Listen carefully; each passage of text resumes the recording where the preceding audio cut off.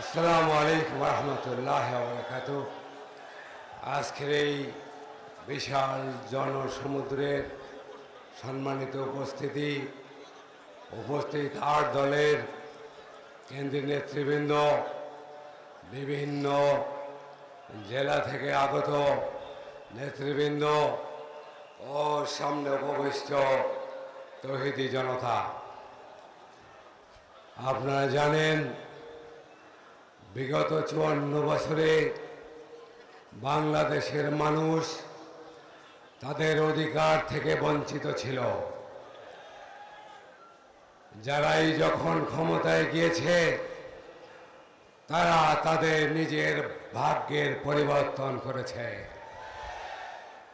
শুধুমাত্র ক্ষমতা থাকার জন্য দেশকে প্রতিবেশী রাষ্ট্রের কাছে বিক্রি করে দিতেও দ্বিধা করে নাই।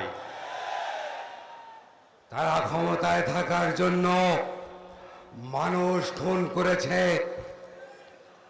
পৃথিবীর রেকর্ডে গুম শব্দ বলে কোনো শব্দ ছিল না। আয়না ঘর বলে পৃথিবীতে কোনো ঘর নাই যেটা বাংলাদেশে বাস্তবায়ন করেছে বিগত সাইকোপ্যাথ শেখ হাসিনা।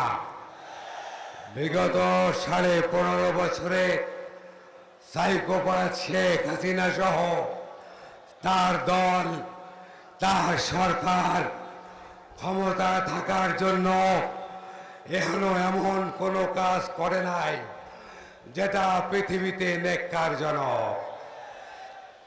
ভাইরা আমার, এই ৫৪ বছরের অপশক্তিকে, দেশদ্রোহীদেরকে, দেশ বিক্রি করার লোকদেরকে, দেশের জনগণকে শোষণ যারা করেছে, দেশের সাধারণ মানুষের অর্থ যারা লুট করে বিদেশে পাচার করেছে, তাদের বিরুদ্ধে এক বাক্স এক নীতি হিসেবে আমিরুল মুজাহিদিন পীর সাহেব চরমোনাই রূপকার হিসেবে যেই থিওরি আগামীতে ৮ জোটের পক্ষ থেকে আরো যারা এই জোটে আসবে তাদেরকে নিয়ে আগামী নির্বাচনের এই অবশক্তির বিরুদ্ধে ইনশাআল্লাহ ৮ জোট একত্রিত হয়ে লড়ে যাবে ইনশাআল্লাহ।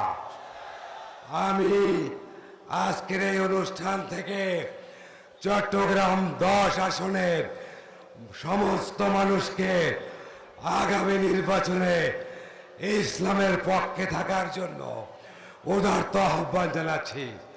এই আসনে হাত পাকা আসুক, দাড়িপাল্লা আসুক, যাই আসুক না কেন, আমরা ইনশাআল্লাহ সম্মিলিতভাবে এই প্রার্থীকে বিজয়ী করব ইনশাআল্লাহ। সারা বাংলাদেশের যারা এখানে এসেছেন সাংবাদিক ভাইদের ধন্যবাদ জানাচ্ছি। আজকের এই মিটিংয়ে আমাদের কেন্দ্রীয় নেতৃবৃন্দ বক্তব্য জাতির কাছে পৌঁছে দিবেন।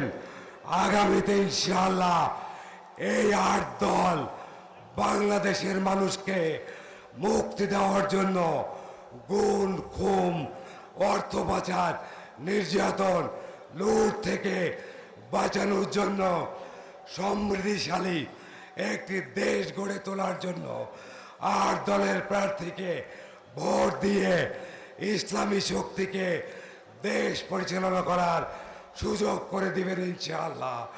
সবাইকে আন্তরিক মোবারকবাদ। ওমা তৌফিক ইল্লা বিল্লাহ। নারায়ে তাকবীর, নারায়ে তাকবীর। ৮ দল